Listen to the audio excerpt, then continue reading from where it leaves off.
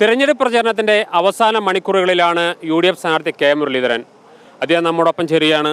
ഇപ്പോൾ ഈ എന്തുകൊണ്ട് തൃശ്ശൂരിൽ കെ മുരളീധരനെ വിജയിപ്പിക്കണം? ഇന്ത്യ മുന്നണി ഗവൺമെൻറ് അധികാരത്തിൽ വരണം. അതിന് കേരളത്തിൽ ഐക്യ ജനാധിപത്യ മുന്നണി തന്നെ വിജയിക്കണം. CPM-ൻ്റെ സീതാറാം യെച്ചൂരി ഇന്നലെ പറഞ്ഞ് 2004 ആവർത്തിക്കുമെന്ന് പറഞ്ഞു. അദ്ദേഹത്തിനെ കൂടെ ഓർമ്മിക്കാനുള്ള 2008 ഇവിടെ നിന്ന് BJP വിരുദ്ധ മുദ്രാവാക്യങ്ങളുമായി ജയിച്ചു പോയ MP-മാർ ആണവ കരാറിൻ്റെ പേരിൽ മൻമോഹൻ സിംഗിനെ താഴെ ഇറക്കാൻ BJPയോടൊപ്പം വോട്ട് ചെയ്തു. അങ്ങനെ ഉള്ളവരെ വിശ്വസിച്ച് ഡൽഹിയിൽ അയക്കാൻ സാധ്യമല്ല. അവർ തരം കിട്ടിയാൽ BJPയുടെ കൂടെ പോകും. അതുകൊണ്ട് ഇന്ത്യ മുന്നണി സർക്കാർ അധികാരത്തിൽ വരാൻ കേരളത്തിൽ നിന്ന് UDF സ്ഥാനാർത്ഥികളെ മുഴുവൻ വിജയിപ്പിക്കണം എന്നാണ് UDF-ൻ്റെ. തൃശ്ശൂരിൽ ഇപ്പോൾ ഒരു ത്രികോണ മത്സരം ഉണ്ടോ?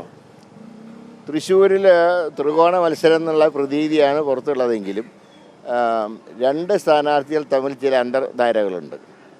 അതുകൊണ്ട് തന്നെ ഇതിനൊരു ത്രികോണം എന്ന് പറയാൻ പറ്റില്ല. രണ്ട് മുന്നണികൾ അഡ്ജസ്റ്റ്മെൻറ്റിൽ നിൽക്കുന്നു. UDF ശക്തമായിട്ട് രാഷ്ട്രീയ പോരാട്ടം നടത്തും. ഈ തെരഞ്ഞെടുപ്പിൻ്റെ ഇപ്പോൾ അവസാന മണിക്കൂറുകളിലാണ് അവസാനം തൃശ്ശൂർ പൂരത്തിൻ്റെ വിവാദം ഉൾപ്പെടെ ഇതൊക്കെ ഈ തെരഞ്ഞെടുപ്പ് ബാധിക്കാൻ സാധ്യതയുണ്ടോ? തീർച്ചയായിട്ടും. കാരണം പൂരം മുടക്കിയാളെ ജനങ്ങൾ ഒരിക്കലും അംഗീകരിക്കില്ല.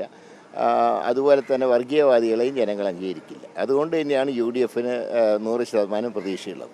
ഇപ്പോൾ LDF-ഉം അതുപോലെ തന്നെ BJP-ക്കും പറയുന്നത്, LDF പ്രധാനം പറയുന്നത് ഈ പൂരം ഇതിൽ ഗൂഢാലോചന ഉണ്ടെന്നാണ് അവരുടെ ആരോപണം. പ്രത്യേകിച്ച് ഇപ്പോൾ UDF ആണെങ്കിലും NDA ആണെങ്കിലും വളരെ ഗൂഢലക്ഷ്യത്തോടു കൂടി നടത്തിയ അനാവശ്യമായ വിവാദം ഉണ്ടായി എന്നാണ് അവരുടെ ആരോപണം. കമ്മീഷണർ ആരുടെ നിയന്ത്രണത്തിലാണ്? UDF-ൻ്റെ നിയന്ത്രണത്തിലാണോ? കമ്മീഷണർ സംസ്ഥാന സർക്കാരിൻ്റെ നിയന്ത്രണത്തിലാണ്.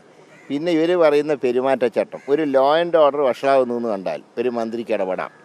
നേരെ മറിച്ച് മന്ത്രിയുടെ സ്വാധീനം ഉപയോഗിച്ച് വോട്ട് തേടാൻ പാടില്ല.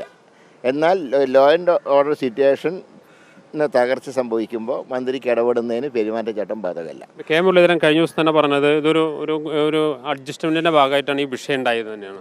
ഞങ്ങൾ അതിൽ ഉറച്ചു നിൽക്കുന്നു. അതുകൊണ്ട് ജുഡീഷ്യൽ എൻക്വയറി മാത്രമേ ഇതിന് പരിഹാരമായിട്ടുള്ളൂ. ഏതായാലും തെരഞ്ഞെടുപ്പിൻ്റെ ഇപ്പോൾ അവസാന മണിക്കൂറിലാണ്. എന്തെങ്കിലും ഇപ്പോൾ അവസാന നിമിഷത്തിലും എന്ത് വൃത്തികേടുകളും ചെയ്യുന്ന ആളുകളാണ് രണ്ട് മുന്നണികളെന്നാണ് LDF-ൻ്റെ പരാതി.